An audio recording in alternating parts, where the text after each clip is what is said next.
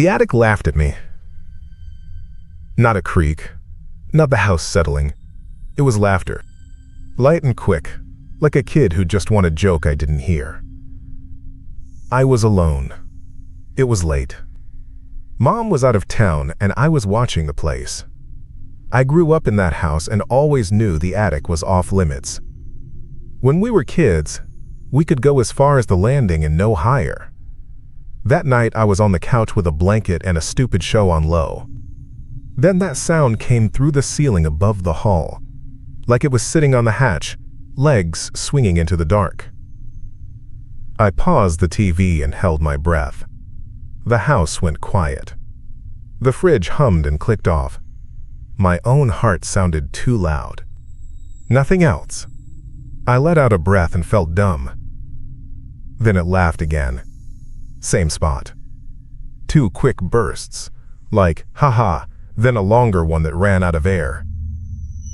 Okay, I said, to nobody. Nope.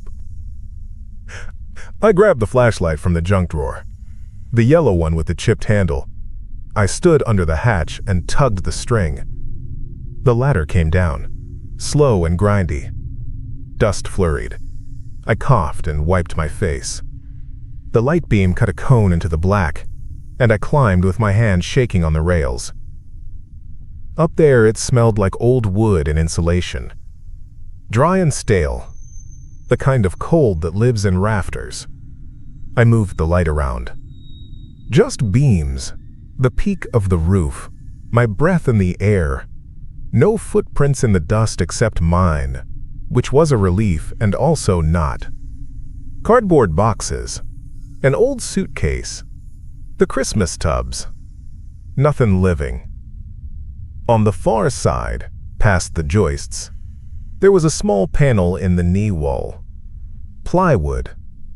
Someone had put a hasp on it and a cheap little padlock. The lock was dusty but newer than the wood. I shined the light on it and stared. I didn't remember that from being a kid. I tried it with my hand. Solid. I didn't have keys for that. Hello? I said. I knew how dumb that sounded. My voice hit the wood and died. Nothing answered. No laughter. No anything. I sat on the boards near the hatch for a minute and listened. The light made a circle on the floor like a stage. I had this feeling that if I swung it off, something would be there, but it was just a feeling. After a couple minutes, I told myself it was the neighbors. Their place sits close. They have a little girl. Kids laugh. Sound goes weird in this house. Old pipes. Old vents. It was late. I was tired. I climbed down and pulled the ladder up. I stood there with my hand on the string for a second, like if I let go it would laugh again, but it didn't. I went back to the couch, put the blanket back on, and turned on the show. I kept the volume low. I told myself it was nothing. It felt like nothing. I watched an episode and half of another. Around midnight, I got up for water. When I hit the hall, the hatch popped like it pushed down against the frame and settled. Then a laugh pressed through it. Not loud. Closer, though. Right there. Like a kid behind a door who can't hold it in. I froze. The glass thunked against the counter. I stood under it and stared up even though I couldn't see anything. I had this stupid smile because nerves make me smile. "Is this funny to you?" I said, like an idiot. It laughed again. One burst. Then it slid off into a kind of breath that almost shivered. All right. Okay. We're doing this, I said, to keep myself moving. I got my phone. I opened the voice memos and hit record. I put it on the hallway table under the hatch. I propped it up on the old phone book to get the mic pointed up. The red time counted. I wrote the time down in notes.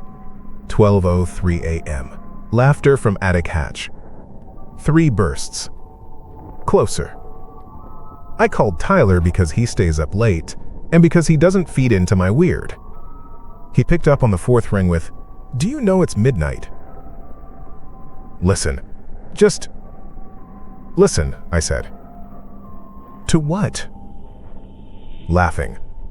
"In my attic. I'm not messing around." He was quiet a second. "You okay?" "No. Yes. I don't know. Just be on the phone, okay? I'm gonna stand here. If you hear it, say you hear it." "Okay," he said, like he didn't think it would matter. We stood on the phone together, breathing. The house ticked. A car went by out front. It was so quiet that I could hear the line hum. "Hang on," he whispered. "What was that? Did you turn on a TV?" "No. What did you hear?" Like a kid? Laughing? Far? It sounded far. Like through a wall. "It sounded close here," I said. My mouth went dry. "You heard it?" "I think so, man. Once." "Did you laugh?" "No." We waited. It came again for me, right above me, like it was in the drywall. It wasn't loud. That made it worse. It was just casual. Like it belonged there. It sounded like a kid who couldn't help it. "Holy," Tyler said. "There. I heard that. Dude, what the hell? Is someone in your house?" "I went up earlier. There's a panel up there. Locked. There's nobody." "Animals? Animals laugh now." He tried to laugh. I tried to, too, and it came out as a little chuff. I hit the note on my phone screen and typed the time. 12:07 a.m. One burst. Tyler heard it. Okay, he said, settling into problem mode. "Check the vents. Maybe a loose grill. Air can squeal." I walked from the hall to the living room and put my hand on the floor vent. Air was a whisper. Heat had kicked off when I paused the TV. I bent down and listened. Just air. I checked the one by the stairs. Cold metal. Nothing else. I opened the basement door and went down. Phone to my ear. Flashlight between my teeth. The breaker panel is on the back wall. I read the labels. Half of them wrong because Mom never updated it. "I'm flipping the HVAC," I said. "Do it," he said. I shut the breaker to the air and the fan died. The house went dead quiet. We waited. From above, not from the basement where I stood, came a single hard knock.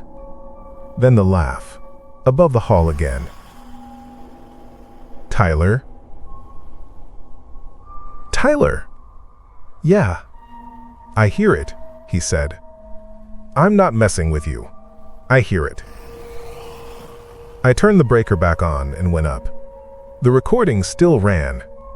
The little line pulsed. I stopped it and saved it. I hit play and held my breath.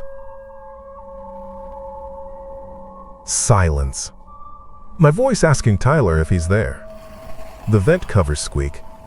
The knock didn't come through. The laughter didn't come through.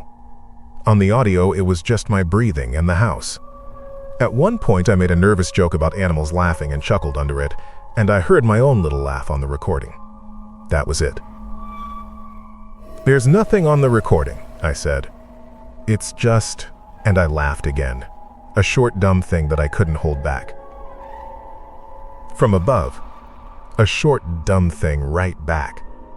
Same size. Same length. The hair on my arms stood up. I looked at the time and wrote it down. 12:13 a.m. matched the noise I made. The note looked stupid and cold on my screen. "Okay, that's weird," Tyler said, hearing the sound on his end. "It's weird you're hearing it up there and it's not on your recorder. Maybe go in another room. See if it follows." I took the phone and walked into the kitchen. The laughter tapped from above me where the dining room ceiling met the hall. I went to the bathroom. It followed to the hatch again. It didn't echo my steps. It just stayed up there and laughed when it felt like it. "Stand in your bedroom," he said. "Shut the door. I'm still here." I did. The laughter was muffled in there, like a pillow over it. I opened the closet. I don't know why. I closed it. I said, "This is stupid," and snorted at myself. It came then from the hall again, like my snort bounced. I wrote the time. 12:21 a.m. Me laughed. It laughed. "Do you have neighbors home?" Tyler said. "Maybe their TV is on." I went to the window. Their lights were out. The cars were in. No TV glow. Silence. "I'm going back up," I said. "No," he said, sharp. "Wait. There's a panel up there. It's locked. I'm just going to look at it. I'm not going to open it." He sighed, and then made that noise you make when you give in. "Put me on speaker," he said. "Keep the phone on you." I pulled the ladder down again. Dust dropped in my hair. I stuck the flashlight in my hoodie pocket with the lens up so it lit my chest and the boards in a cone. I climbed. The ladder creaked like it might give up, but it held. I put my hand out and felt the joists with my shoe, then crawled on my knees to the knee wall. The panel looked the same. Cheap silver padlock. The keyhole was clogged with lint. I ran my fingers along the edges. Cold. I leaned my ear to it. I could hear something on the other side, but it might have been the air moving, or my own blood. It felt like a hollow behind it, like the darkness had a shape. I shifted and my knee knocked a strip of insulation down between joists. Behind it was a void where the joist bay ran into the space under the eaves. Something wooden sat back in there. "Hang on," I said to Tyler. "There's a box." "Don't," he said. "I'm just looking." I reached in past a nail that caught my sleeve and dragged the little box out. It was a shoebox size, no lid, just a top with a strip of duct tape. Somebody had written "tools" on the tape, then crossed it out. I set it on the plank and peeled the tape slow in case it ripped. Inside were toys. Old ones. A handful of green plastic soldiers, their rifles bent. A red metal car without wheels. Jacks. A marble that had lost its glass shine and gone cloudy. There was a small tape recorder, black, with the corners chewed. The kind with a little cassette and a square red record button. And pictures. A stack of Polaroids with the white edges curled. My fingers shook. I don't know why. They were just pictures. I shuffled them. The first was a shot of the attic, basically where I was, with the hatch open and light sweeping in. The date on the bottom had been written with a pen, 1995. I wasn't allowed up then. I was 5. I shouldn't be in any of those pictures.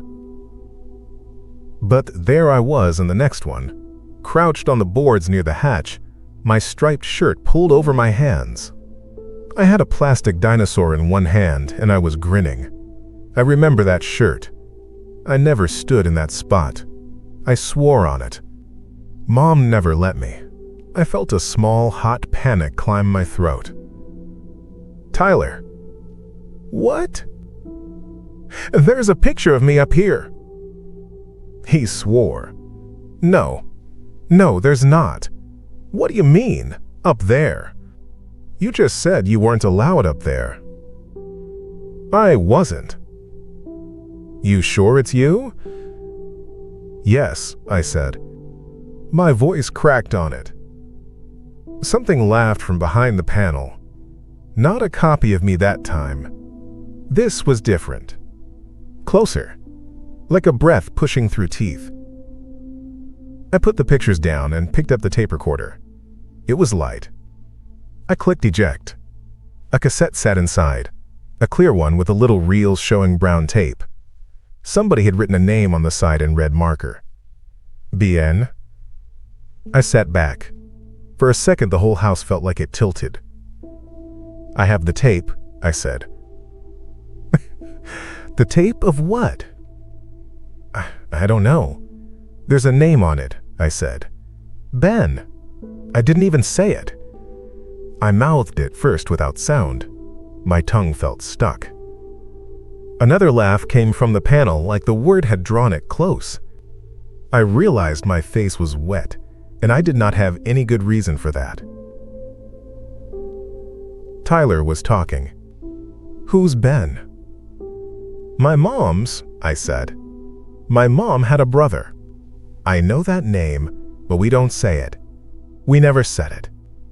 Grandma used to... No. Stop. Stop what? I'm calling my mom. It's midnight. I know. I put him off speaker, kept the flash in my pocket, climbed down with the recorder in one hand because I couldn't leave it up there after seeing my name, after seeing that picture. The hatch hung open like an open mouth. I stepped around it and went to the living room and called Mom. It rang 6 times and went to voicemail. I called again. The second time she picked up with her alarm voice. Are you okay? She said. Yeah. No. I don't know. Are you alone? Yes. Why? What's going on? I need to ask you something, and I need you to not. I need you to just answer. Did you have a brother named Ben? Her breath changed. I heard it settle. The little pause where a lie tries to start and then doesn't. Who told you that? She said. It wasn't a question. I found a box in the attic. There are pictures. There's a tape with his name. Mom. There's laughing up there. There's a panel that's locked. I remember you not letting us up there. I remember you being weird about it. Please. Just tell me. Please. She was quiet so long I thought we got disconnected. Mom? I didn't want that for you, she said finally, soft. We left the house for years. We only came back when you were little because we couldn't keep the mortgage on the other place.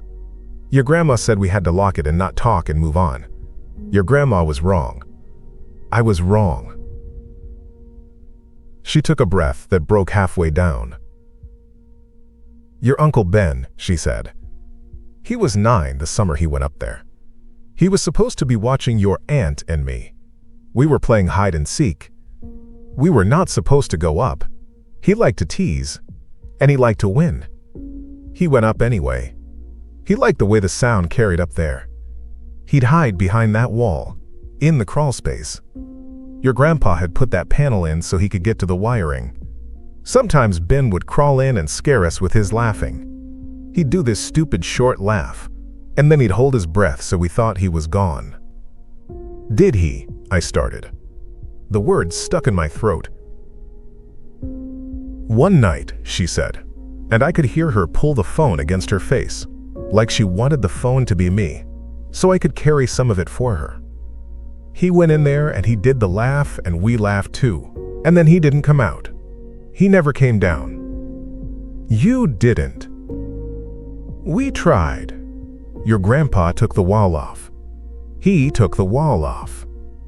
There was nothing there but insulation and dust, and it went deep under the eaves, deeper than it should.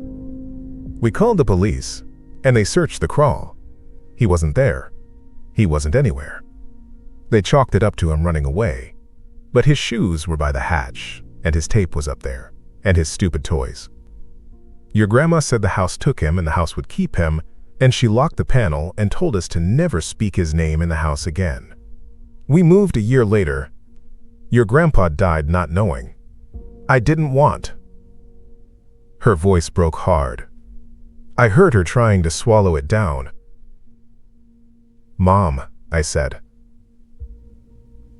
She breathed. We don't say his name, she said again, out of habit, like it lived in her bones to say it. We don't pull at it. We left that place in the past. I am sorry you're in that house alone. Go to a hotel.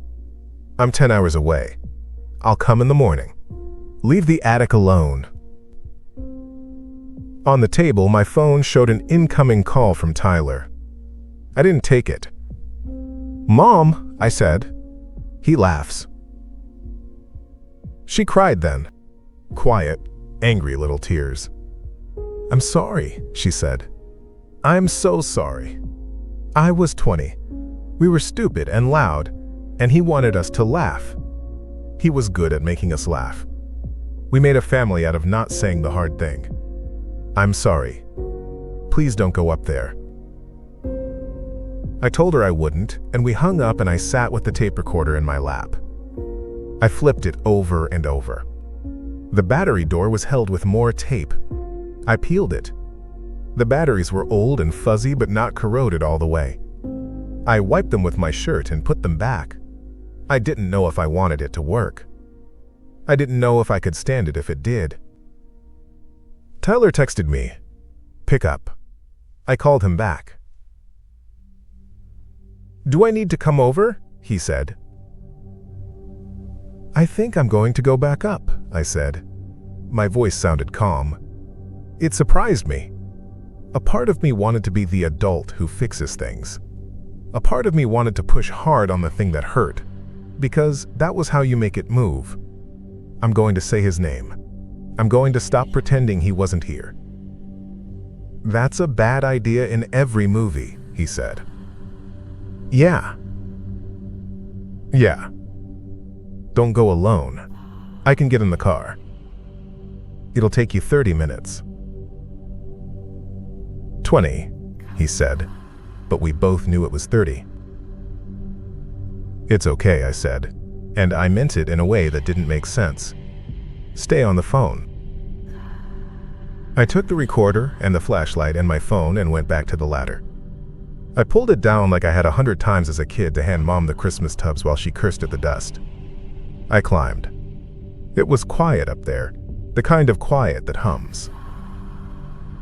I set the tape recorder down near the panel and sat cross-legged on the boards. I touched the padlock with my finger and it spun a little on the hasp, too light to feel like it was doing anything. Ben, I said. It wasn't loud. The name went into the attic and seemed to hover. Behind the panel, the softest laugh. One pulse, barely a laugh at all. It drained out at the end like breath. I swallowed. My mouth tasted like dust. Ben? I said again, and then, because the thing we never did was the thing we needed, I said, I'm sorry. I'm sorry we didn't say your name. I'm sorry we tried to make you quiet. I'm sorry the house kept your things and your sound and we acted like that meant you belonged in a wall. We should have pulled it off and kept pulling. We should have kept saying you until your name wore a path. I'm sorry. The laughter came once more, and it wasn't teasing. It was tired. It was relief, maybe. The kind of laugh you let go when someone finally gets the joke. The kind that leaks out while you're crying. I put my hand on the panel. The wood was cold, and under it something felt like it leaned near. I found your tape, I said. My voice shook. Do you want me to play it? The tape recorder was heavy in my hand and plastic and stupid. I pushed the little black latch and warmed the batteries with my palm. I held my breath and pushed play. The tape spun and clicked and hissed. and then a tiny room came through. A boy's voice, high and ordinary, saying, "Okay, ready? Ready or not?" And then a girl, probably my mom, laughing, and Ben saying, "Shh, shh, shh, they're coming," and then scattered footsteps on boards, and that sound of bodies failing to be quiet. There was a muffled thump. Someone shushed again. The laugh came. The same one. The one I'd been hearing all night. It was exactly that. The tape caught one more breath, like someone leaned closer to the mic to hear, and then the sound cut off in the middle, right before the next syllable. Just a little click, like a finger on stop. I sat there frozen with the little machine whirring under my hand like a bug. I didn't realize I was crying until the snot ran onto my lip. I wiped it with my sleeve. "I'm here," I said. "It's me. I'm not 5, but it's me. I'm here. I'm gonna say it. Ben. Ben, I'm here. I'm sorry. I'm sorry you kept laughing and nobody answered. I'm answering. I hear you. I hear you." The laughter didn't come this time. Behind the panel came a long, slow breath, the kind you do when you let yourself stop holding it. It went in and out and in and then out all the way, and I rested my head on the wood. "Goodbye," I said. "Goodbye, Ben." The tape recorder clicked. Not off. The record button stuck a little and then popped down under my thumb even though I didn't push it. The red light came on. I flinched and laughed at myself. A small, short thing that I couldn't help. From the recorder's tiny speaker, a second later, my voice came back, small and tinny and already old. "Goodbye, Ben," it said, in my voice, with my breath. Then that little half laugh I make when I'm trying not to cry. It was all there, perfectly. It sounded like it had always been there. I sat very still. I clicked stop. The tape spooled. The attic was quiet. The quiet felt full, not empty. I put the recorder back in the box and pushed the box back into the joist bay with my flat hand until it sat where I'd found it. I left the panel alone. I climbed down. I pulled the ladder up. It shut with a thud that sounded like closing a door. Tyler was still talking. I didn't know what to tell him, so I said, "It's okay. I'm going to sleep." I turned off the hall light. In the dark, the recorder upstairs clicked again. My own voice floated down, soft and near, like it lived in the ceiling now. "I'm here," it said. "I hear you." And I did. I went to bed.